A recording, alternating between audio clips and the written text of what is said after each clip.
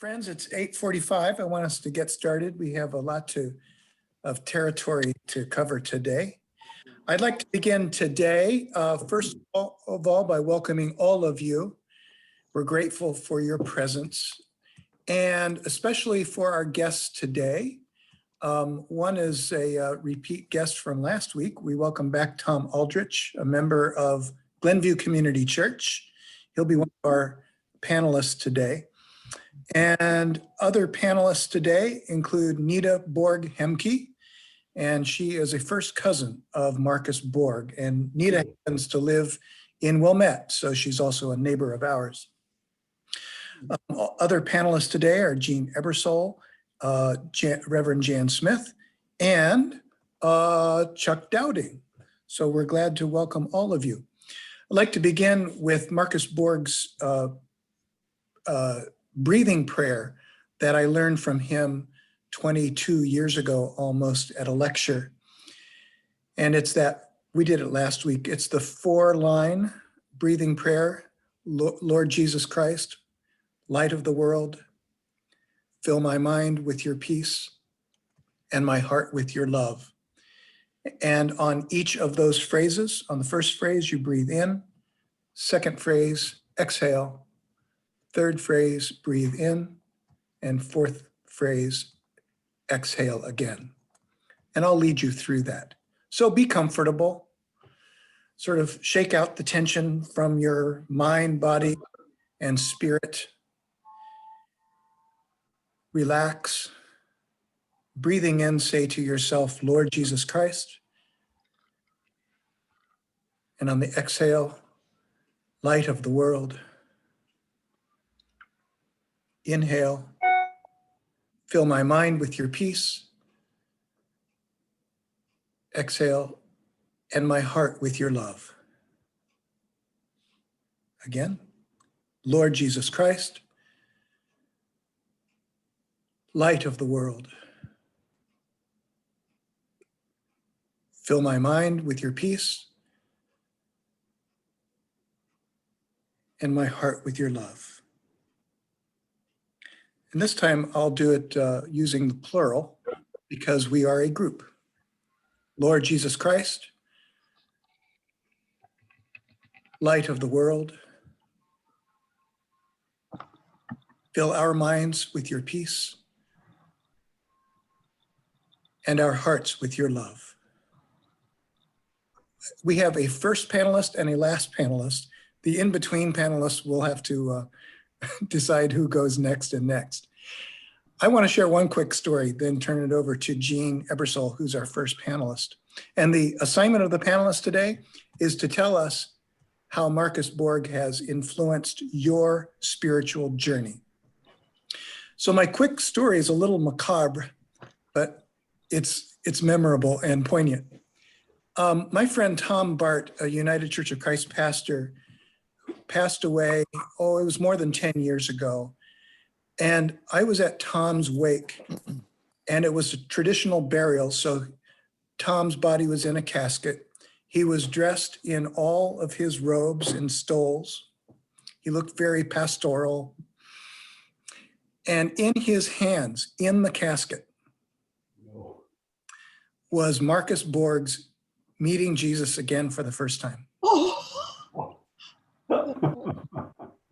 Now, I don't know if that was part joke because he had died, so he's going to meet Jesus again for the first time, or if the book had an influence on him, or both. But with that unforgettable image, I'm going to turn things over to Jean Ebersole now. I love that image. And actually, maybe now I can think about what I can do with my book. So thanks for asking. Thanks for Spiritual Enrichment for coming up with this as a topic, because it really was great to have an excuse to reread the book. And right around the same time that this came up, I was listening to a podcast where people were describing themselves on the podcast as Borg Again Christians. And I decided, hey, yeah, I'm a Borg Again Christian because of what happened when I read this book and the church sort of studied and thought about this, and Marcus came to speak to us. So like many people, I spent the better part of a decade away from the church.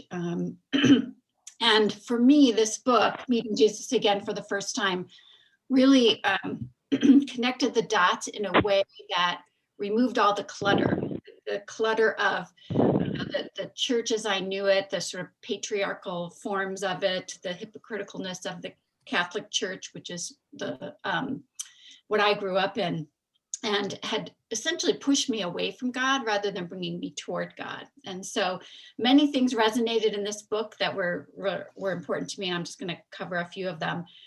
Number one was this idea of being in relationship with God. You know, for somebody who grows up, I think in the Catholic Church, that was like mind-blowing stuff.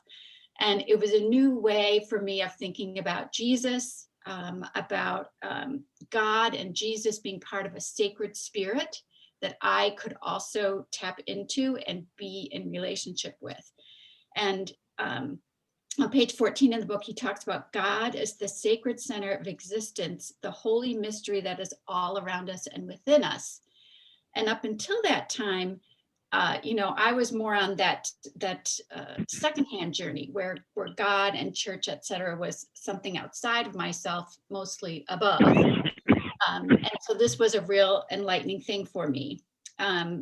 This is still one of the most difficult things on my spiritual journey, to not see God and Jesus as something outside of myself, but rather also within me and walking along with me. So it took me, this is sort of my second point, Borg really took me away from secondhand religion and helped me sort through those negative pieces, so that church and being in relationship with God was not something that was about requirements and measures and how much I had sinned or how many laps I did around the rosary or you know, whether or not I ate meat on Fridays. It was about something within me and what I could do. I could look to count on this relationship, and this relationship, you know, wasn't if I be good, then I will get something. It was something that was there for me all the time. And I could live and be with God rather than under God. It's also this idea of thinking of Jesus as a historical person, and what his message was, really stopping to do that was important. And the explanation of Jesus of history and the Christ of faith as a Jewish sage, and how the church tradition influenced the way in which the church I had been a part of, or any church, really talks about Jesus and Christ, that you have to look at it through the lens of the people who put it together rather than the church that is always correct. The next thing it did for me, it helped me look in the Trinity in a new way. And I think that helped make room for other religious traditions. I love the idea of Jesus, Sophia, Logos, you know, the wisdom, the Holy Spirit, and Christ in all of us, and the interconnectedness of that if you just stop and feel it and listen to it. I talked about Jesus as the mystic and sage, but also that it made room, Borg makes room for other wisdom and sages like Muhammad, like Moses, like Buddha, that there are many messengers, many wise, important messengers of God. Jesus, obviously a very important one, and one that founded this huge movement, but it's all there.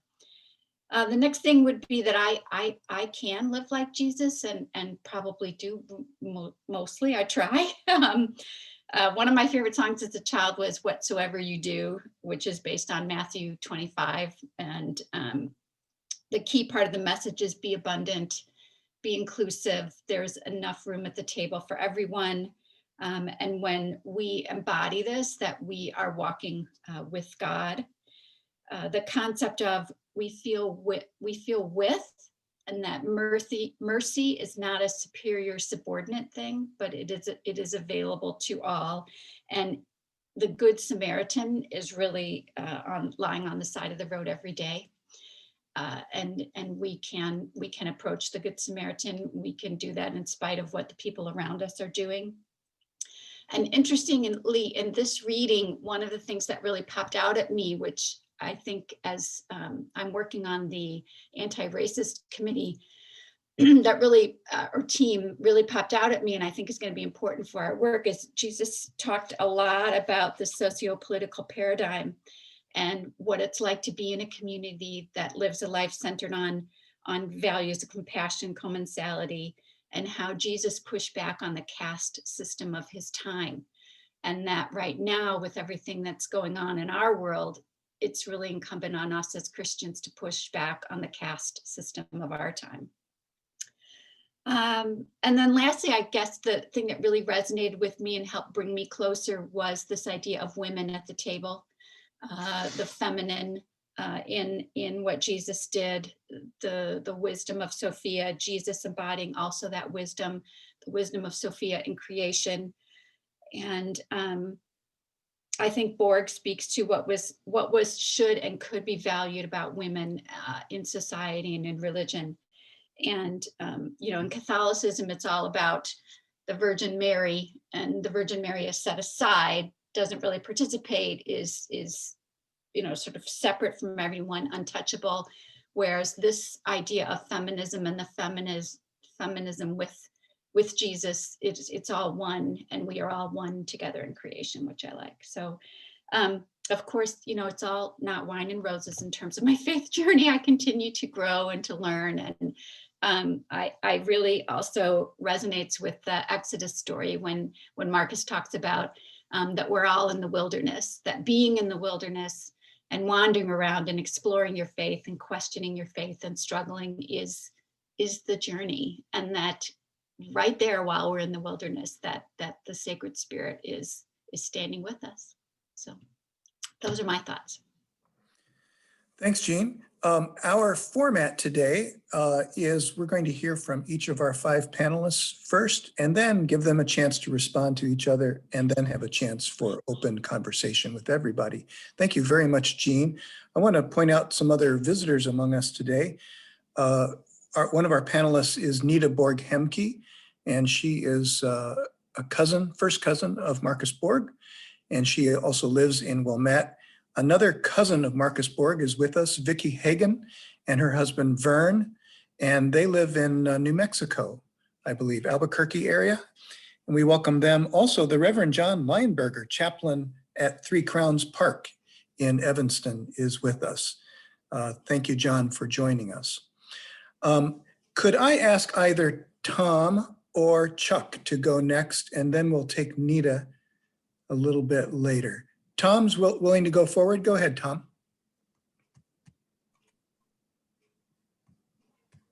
Let me unmute myself. Thanks, Jeffrey, and thanks for the opportunity. I really appreciate it.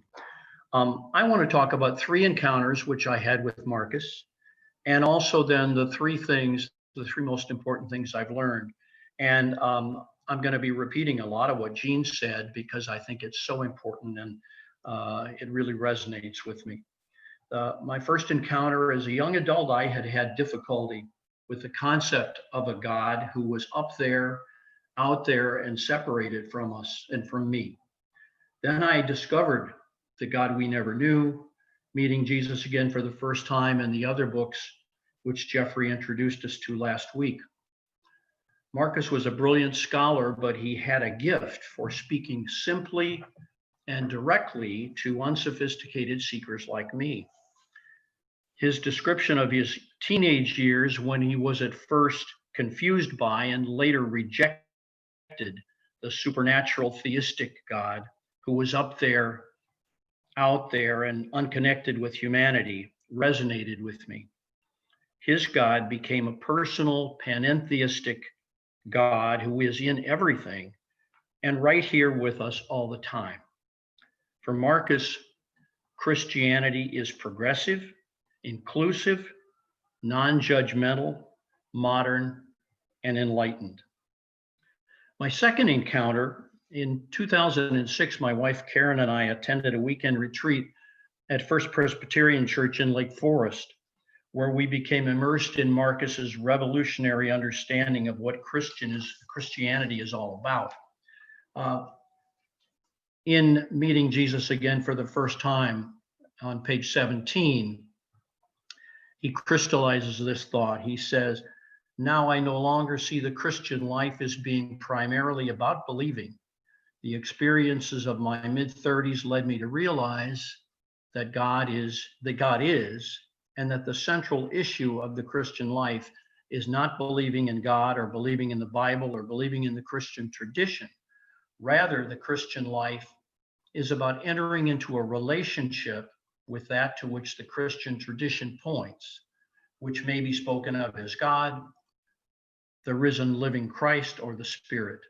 And a Christian is one who lives out his or her relationship to God within the framework of the Christian tradition. My own journey," Marcus said, "has led beyond belief and beyond doubt and disbelief to an understanding of the Christian life as a relationship to the Spirit of God, a relationship that involves one in a journey of transformation." My third encounter was in 2009. Karen and I went on pilgrimage with Marcus, his wife Marianne, Dominic Crossan, and his wife Sarah, and 30 some others on pilgrimage to Turkey, following in the footsteps of Paul. Dominic, who was a former Catholic priest and a professor at DePaul, an author of The Historical Jesus, also a member of the Jesus Seminar, he was a historian who translated for us the Greek and the Roman inscriptions on the ancient pillars and brought to life the passion of first century Christians who saw Jesus as a replacement for Caesar. Marcus, in contrast, was the scholar, author, and kind, reflective, deep thinker who married theology and spirituality and provided a context for answering our questions. He was an introvert, I would say even shy and retiring.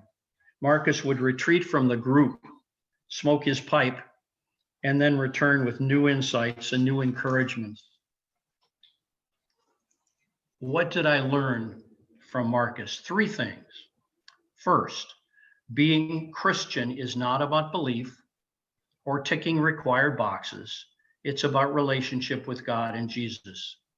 True Christianity is to be born into relationship with Jesus.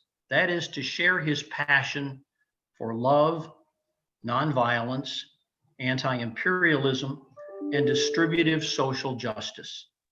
Christians must dare to not become comfortable with the status quo, not become co-opted by the social and political environment in which we live, but rather to challenge it and seek to make it just for all, not to accept it, but to change it, to transform our world after we are transformed.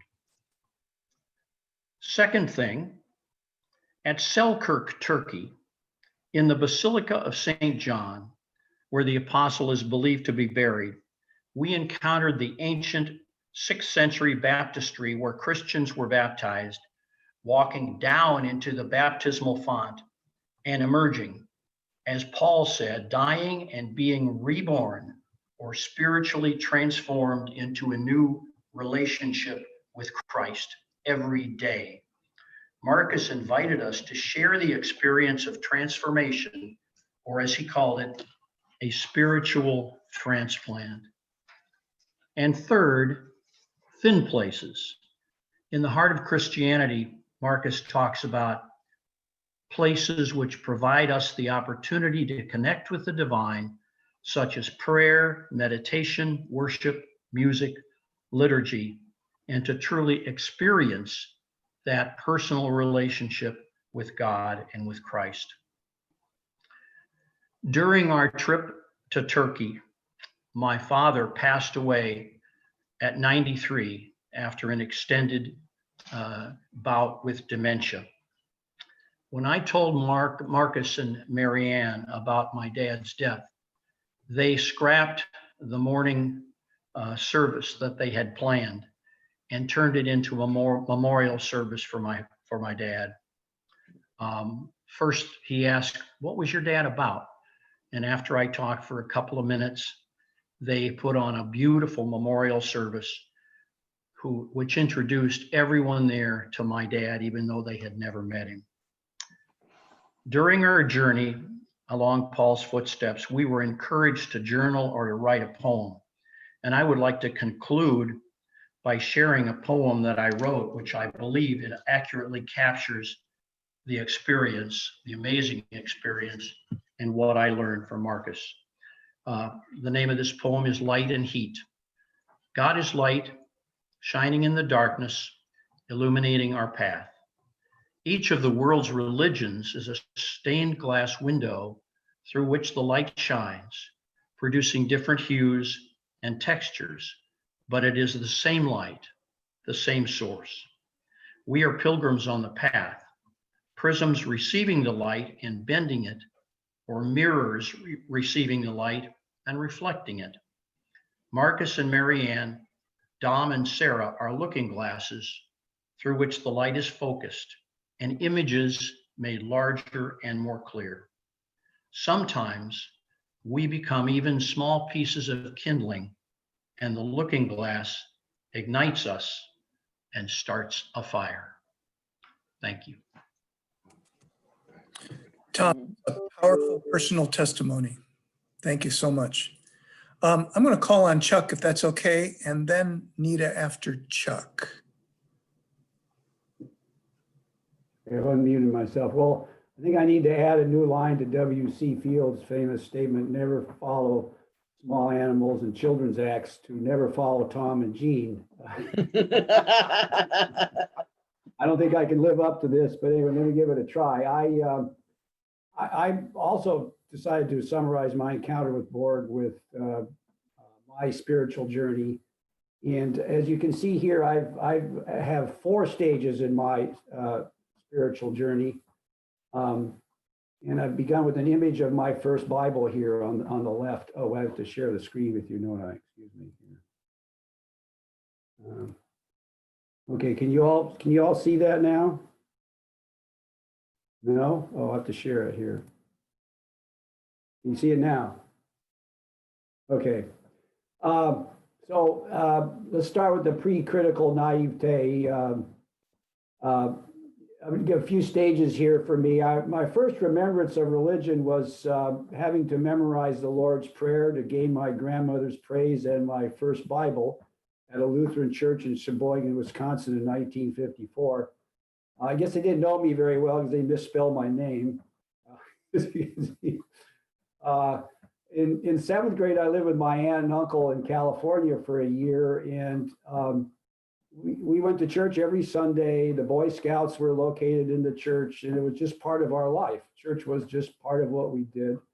My uncle was a Catholic and my aunt was a Protestant, and they went to different churches. And just to show you the depth of my critical thinking at that time, I didn't think very much about this until later on. Then I achieved consciousness in high school in Boulder, Colorado. My last remembrance of church experiences there was sort of that geeky, uneasy feeling as a teenager going to summer church camp. I had chapped lips and didn't seem to make a whole lot of inroads with the girls at camp. Then I proceeded into, that's interesting, not working here. I can't go to my second slide like I did.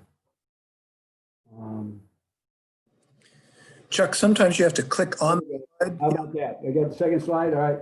Well, then I proceeded into the sort of transition from high school to adulthood. You know, sort of successful acclimation into the world is complicated, requires work.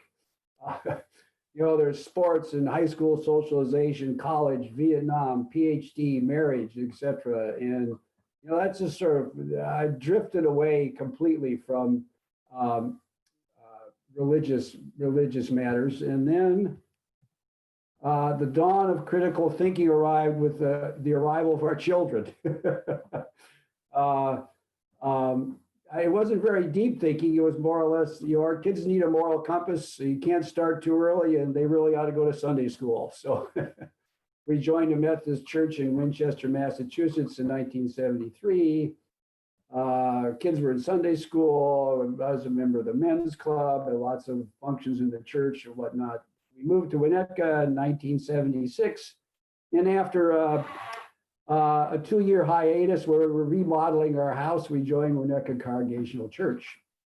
Then began sort of another period of my life where, I really couldn't square science with the virgin birth and ascending to heaven and the inconsistency of the Bible. But the teachings of Jesus were so fundamentally correct that I thought there must be more. So we hung in there, and I'd say we kind of drifted along. This might be another 5th stage of my journey, sort of drifting through Christianity, sort of neither believing nor neither doubting. And the kids left to college in 91. They graduated, were employed, and all of a sudden, many of our life's concerns and cares disappeared. And then Borg visited. And I think I was ready to receive the message. He was such an engaging and wonderful person, signing our books in 1998. Jane sent him an email that he responded personally to. He was very reachable, I thought. What really was important for me and pivotal in my religious life and experience was this concept of the pre and post Easter Jesus, sort of a way to distinguish the teachings of Jesus from the doctrinal kind of belief that many of the hierarchical religious organizations sort of require. And it provided a lens for me to interpret further study. So in order to prepare for this, I thought, well, just how much was this further study that Borg unleashed?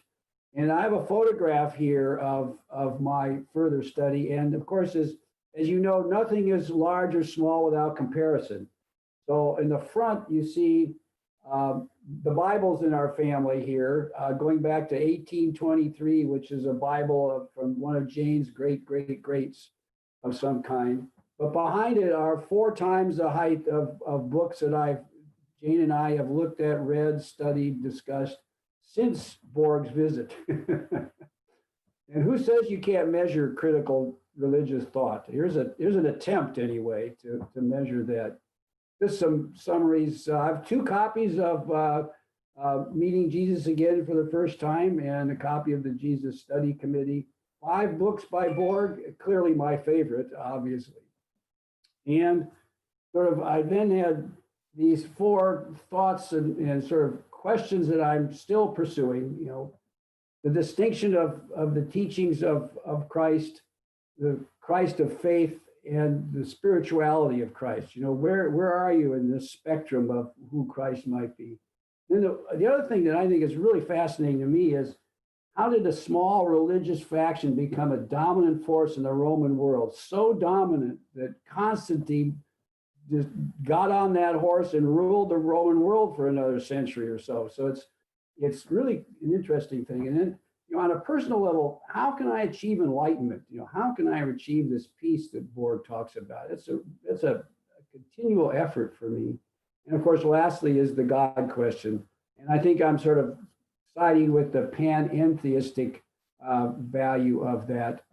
And I think I'll let Jeffrey reiterate as to what that all means. But I'd like to end here with my post-critical affirmation, that being the awesomeness of the unknown. I've tried to capture that with this photograph of this ancestral Puebloan rock art and the Milky Way simultaneously at the same time. I'm reminded of that famous scene from 2001 Space Odyssey. Remember where the monkey is pounding on the rock with a bone and throws it up in the air and it becomes a satellite? I don't know if you remember that or not, but it's a famous one. We look to the sky and wonder how and why. Some of us describe that wonder in religious terms, others in scientific terms, and some of us in both. I think there's room for both. But the most awesome wonder of all for me is that we are self-reproducing, sentient beings. We think, therefore we are. And we're the stuff of the universe, the atoms of the universe, looking at ourselves, looking at the universe, thinking of consciousness of the universe after 4.5 billion years of evolution. So I'd like to leave you with some of those how and why questions.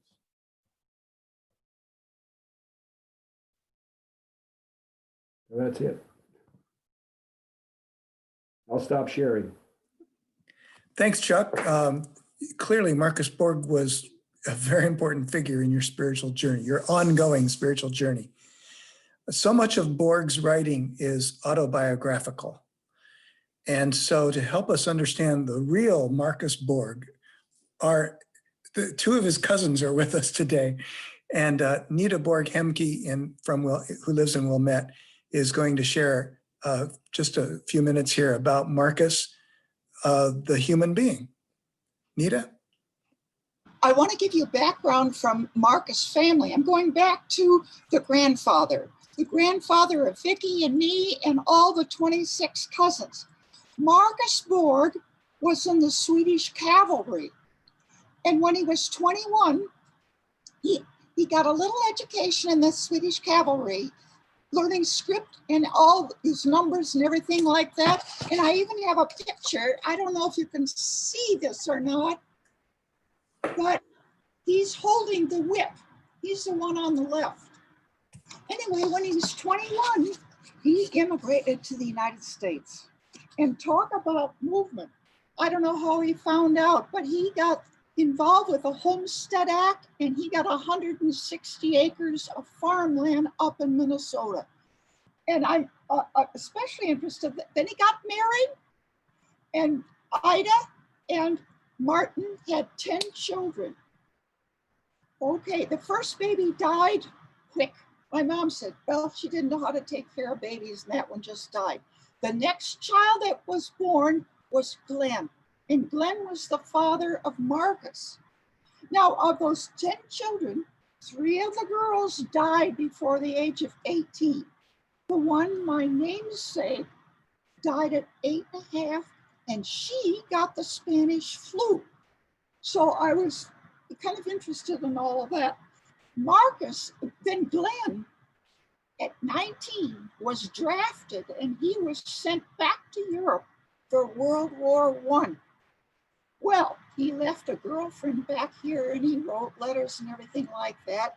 And he came back from the war. He did not get injured. And all I could think about is, here is this farm boy from Minnesota who came back. So he went bounding up to the girlfriend's house and said, hey, I'm back. She said, you never wrote me a letter at all. And he says, oh, yes, I did. I wrote a lot of letters. Well, they found out later that the mother of the girlfriend tore up the letters because she thought, that boy's not coming back. Nobody comes back from World War I. So that was over. Now, this is where it gets interesting. He got so mad. This is my Uncle Glenn and uncle for Vicky. Uncle Glenn went out and bought a Cadillac, and he went courting. He went up to the next town, and he met this wonderful Norwegian lady, Esther. They got married. It was the first example of intermarriage between the Swedes and the Norwegians. She was marvelous, and Glenn was my dad's favorite brother.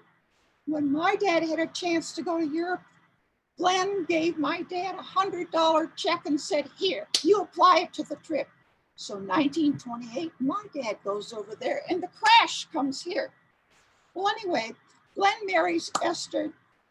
We would go up and visit this family. Now, this is what I remember. My Uncle Glenn had a creamery, and he had an ice cream soda fountain in the front. Now, I'm 13, 14 years old, and my uncle and Glenn and Esther were my godparents. They said to me, Nita, you can have as much ice cream as you want. Well, you think you've died and gone to heaven. Well, by golly, I kept track. I had a little diary. And I know one day I had 6 Sundays and I had 2 chocolate malts and everything like that, and they never got sick. Well, anyway, meanwhile, here was my younger cousin.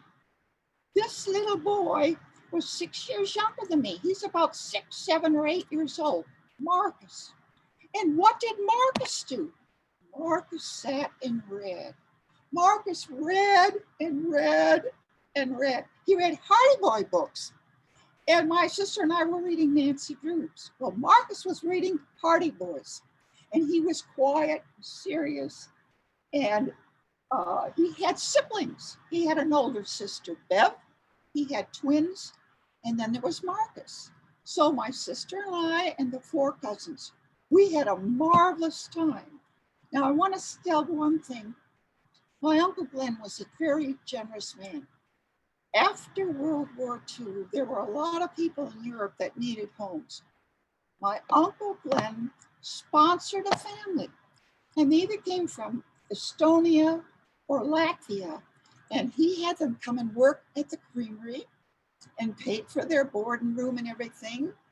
And I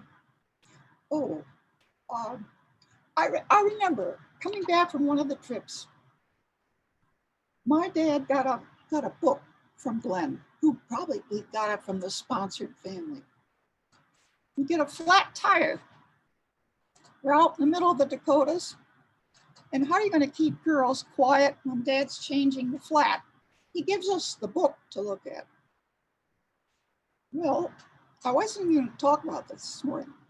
In the book are all the pictures of the bad things that happened in the World War II, outside of the soldiers, about how many people were killed and everything. So there was our first educational enlightening about that. Okay, I'm going to wind this up quick. I really didn't have a lot of contact with Marcus from when he was a child, reading, until Fred and he were in South Dakota once. They met and they were grown-ups. And then I got wind that he was coming to the North Shore. So I went to the seminar. Marcus and I had not seen each other for 30, maybe 40 years. He's talking in front of the group. He looks up, he looks over at me and he says, "Hi, Nita." I couldn't believe it. We had not seen each other in 30, 40 years. And then he came to our house for lunch and we sat and talked. I could not find a picture. My photos in my computer are goofed up, but it's a lovely picture of me and Marcus sitting on our front steps, and we're adults.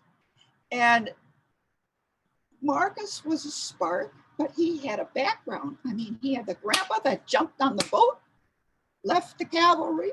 The other one had 10 kids. And here's the miracle of all. Uncle Glenn became a buttermaker, but there were 6 other adults. I have never been more amazed that my grandpa, with 160 acres, poor, got 6 kids through college. Now, Vicky's mom, Lily, went out and taught during Depression. They got 6 kids educated. And there was not a lot of money, but there was persistence. So 7 adults, they all got married, 26 grandkids, and Vicky is one of my cousins. Now she's gonna talk more. That's all I'm gonna say. Thank you, Nita. I can't get the image of the Swedish cavalry out of my mind. I'm seeing them coming. Oh, here. There it is. Swedish cavalry. Who would have thought there was Well, Swedish cavalry? I think that was glorious too. And I have an older picture of Martin Borg with his cane, but I have the cane. When the farm was sold, the 7 adults descended on the farm. My dad got the cane, and my grandpa has carved in B-O-R-G on the cane. And if you don't think that is a favorite souvenir of mine, and I have a bad right knee, but I've got the cane. And that man used to stick it out, and the round part, he'd sit outside the farmhouse. He'd put out the cane, he'd put it around my neck and he says, come here. And he didn't speak very good English, but all the cats were chipped out. And I should have learned to speak Swedish, but so anyway. Thanks so much, Edith. Cavalry, you're right. Yeah. March Vic- on. I just wanted to say a few words because we Yes, knew just Mark in college. Yeah. We went just to a college few with- words, please. Yeah. Sure. Yeah. Vern and I, well, I'm a year older than Marcus, and so we all went to Concordia College in Moorhead, Minnesota, and he was a communicator from the beginning because he was the editor of the Concordian, which you would not be surprised, the school newspaper. When he entered college, he was planning to major in astronomy or physics because in high school, he lived right across the river from me in Moorhead, Minnesota, and I lived in Fargo when we were growing up in middle school and high school. And he was very interested in astronomy. This is kind of symbolic. He scanned the heavens and he had a telescope on the roof of his family. His family at that time lived in a mobile home because Glenn's business had failed in Park River. And so Marcus co-found a comet. He was so into astronomy that he spotted a new comet at the same time someone in Japan did. And I don't know if the comet was named after Borg, whatever, but anyway, that showed his interest, how thorough he was in whatever he did. So then he was going to major in physics, but when he got to Concordia, he had some great religion professors and he started moving along that path. And then Vern, we all had to work to get our way through college. So Vern and Marcus took a trip to Mexico, right? Well, yeah, in fact, we did a few things. I had an uncle that had a furniture store between Bismarck and Mandan, North Dakota. And he let me put up a fireworks stand. And that was So you and Marcus were a way to get some money. And I worked out of my uncle's which is parking lot with the bank stuff. Marcus set up a stand on the east side of Bismarck, and his stand sold fireworks too for so that. one way, and then you took that trip to Mexico to get Yes, and and we went to Toluca, Mexico, and bought a bunch of sweaters and chess sets, and then went back to Mexico City, of course, spent some time there, Toluca south of it, and then we came on back home. But no, it was kind of interesting because we went to a highlight game in Mexico City, and all the little guys beat the big guys. As we went back the next night, and we thought we'd do some gambling and bet on some of these highlight players. And what happened is that all just reversed. And the ones we bet on were the ones that lost. But anyway, I thought it was very enterprising Yeah. of them because they had taken orders among the college students or friends of chess sets and sweaters, and then went Yeah. down to Mexico to purchase them, and even had a label Borgenhagen. Yeah. So that was his enterprising years, and then he had went back to college the next year. So. Yeah. Well, thank you, Vern and Vicky. Yeah. It's so good to have a personal sense of the individual. I'm going to go to our last panelist now, and that's Pastor Jan Smith. Jan, tell us what we missed. And I think you've covered it all very well. One of the gifts that Borg has given to all of us, and we could hear it this morning, was to try to integrate our own personal stories. he uses so much of his own story in telling how his evolution progressed through his theological thinking. Tom, I chose exactly almost the same quote that you did to begin this morning from Meeting with Jesus for the First Time. I don't think we can hear it too often. He writes, "The Christian life is not primarily about believing the right things or even being good. The Christian life is about being in a relationship with God, which transforms us into more and more compassionate beings, into the likeness of Christ." So I thought it was fascinating that Tom chose the same passage from Meeting Jesus Again for the First Time. And what we've basically been talking about is how Borg modeled the integration of his life into his theological exploration and into his theological dealings there. In my particular situation was I grew up in a small Presbyterian church in New Jersey. When I say small, I mean 40 people on a good day. Probably that's Christmas Eve there kind of thing. And we were surrounded by an entire culture of first generation Italian Catholics. So we bring all of that together. One of the things that happened in our life was Bob had a chance to do some business in Europe, and we went to Geneva, Switzerland, which is the home, if you may know, of John Calvin, one of the important theologians in Presbyterianism.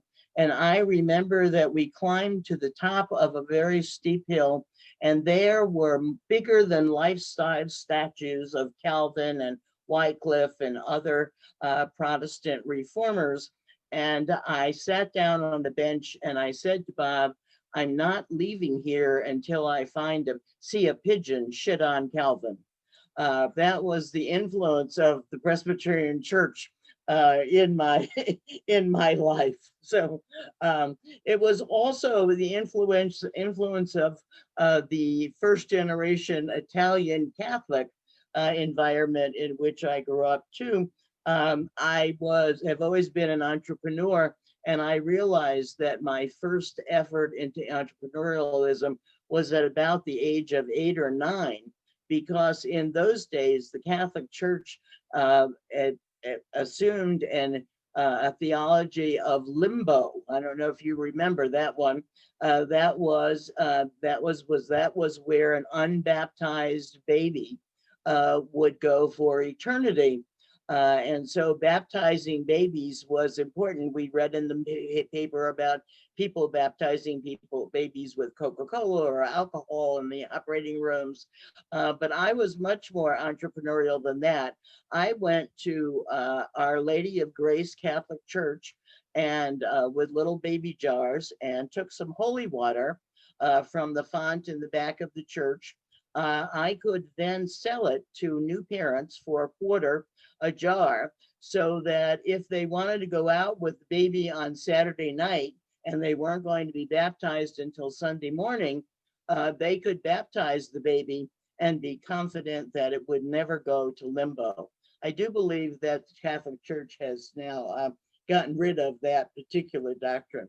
So with that sort of background in my life, I could relate very much to what Borg was saying about how his life influenced his theology.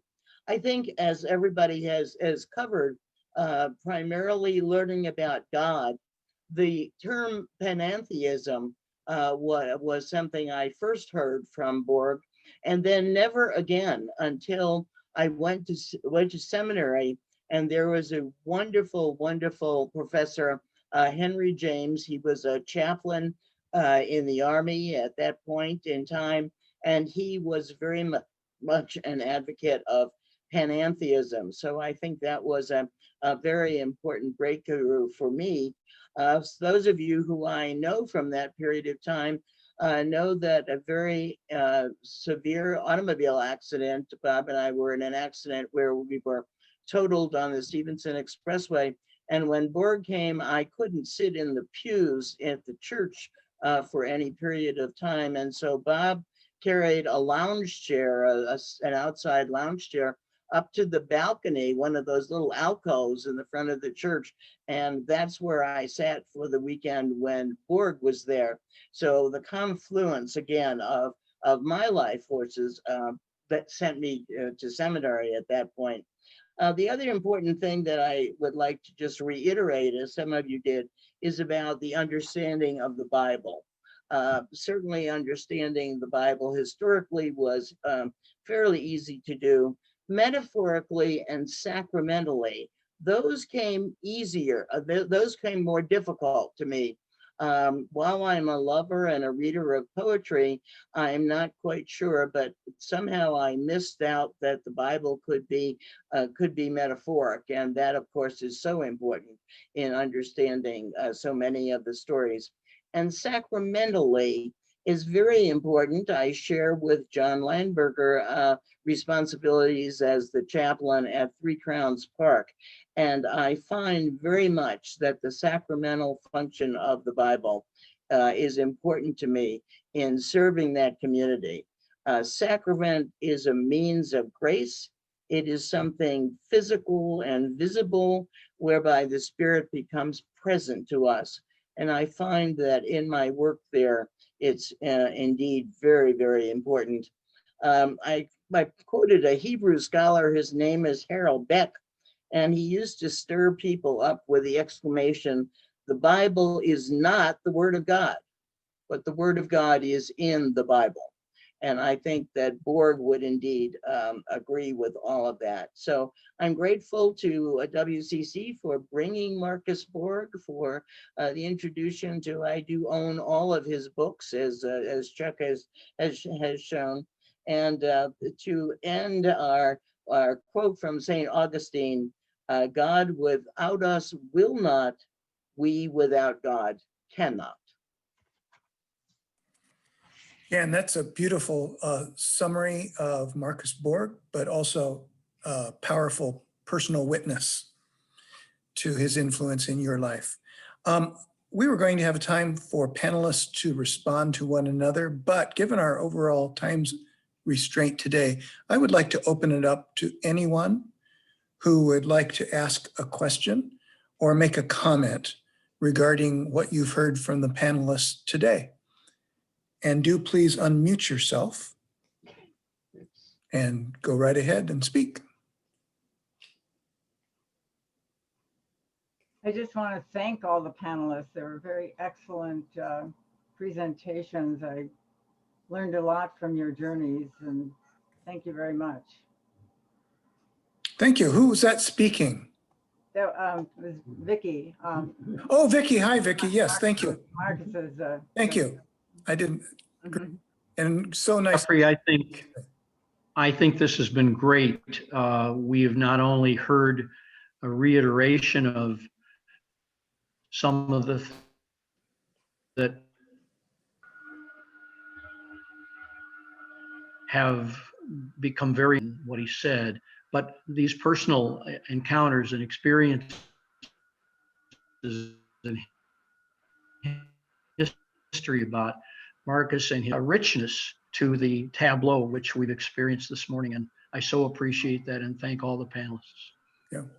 And do remember, I've got a pile of Borg books that you could borrow in the Terrell Library at the church, just adjacent to Tolman Fellowship Hall. And you could just let me know if you want to look through any of those, and I'll make sure that we can get them to you. Any other comments, questions, responses today? I would like to say a huge thank you to you, Jeffrey, for masterminding this, for putting it together, for contacting the people you contacted, following through, making sure that they knew what they were doing. And it was a wonderful palette of an incredible man who influenced a lot of us in very strong ways. Thank you. Thank you, Jane. And I thank you because you are the one that connected us with Nita, who then connected us with Vicky and Vern. So thank you for that. Yeah. Any other responses? We've got about 4 minutes or so. Questions? I just want to say, you know, I think life is one long journey. And when you look back at what your forefathers did and immigrants, and I'm at an age where I'm really looking back at all those things. And I am so thankful that I had an interesting family. I really am. And they didn't sit around. And I know that, you know, my cousins lived at a distance. We didn't get as close as we should have been. My golly, everybody was busy. They sold that farm and every family got a little bit. And what did they do with it? They put their kids through college. I mean, we were fortunate. I'm very thankful. You're welcome. Back to Jane's point about putting things together and giving people direction. Can you believe that Chuck Dowding took direction from me and actually followed the directions? Chuck, awesome, great job. We have 5 minutes if there's another comment, question, response. Junia? Yes, I was present when Borg was here and have been fascinated with his and helped so much with his teachings.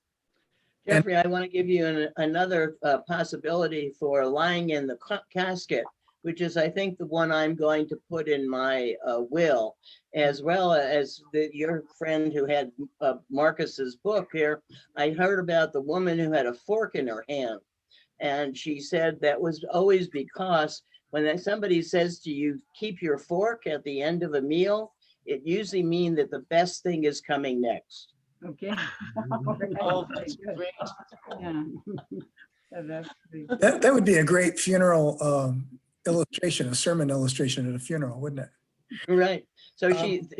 the rest of the story is that she then was laying in the casket with a fork in her hand. So Yes, of course. waiting for what was coming next. Nita, I'm going to give you the last word for just a few seconds. I'll never forget, Esther said to my mom, she said she was a little embarrassed being pregnant for the next time. She says, I'm too old to have a child. And now I'm thinking, hey, look what we got. We got Marcus. I mean, really, it was special and it was good that she had this child. Yeah. Beautiful.